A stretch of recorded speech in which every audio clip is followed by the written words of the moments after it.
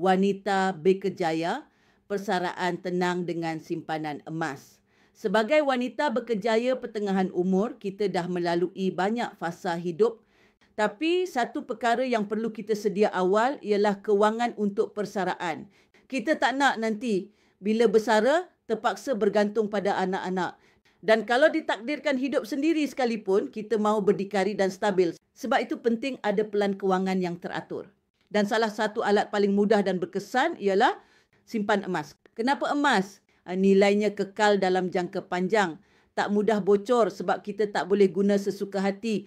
Boleh dicairkan bila perlu. Sesuai untuk bina dana kecemasan dan tabung persaraan. Dengan disiplin simpan sedikit demi sedikit, emas jadi pelindung kewangan kita. Bantu kita bersara dengan tenang, bebas hutang dan ada aset sendiri. Wanita berkejaya, masa depan kewangan kita bergantung pada tindakan hari ini. Mulakan tabung emas kecil-kecilan demi masa depan yang bebas dan bermaruah.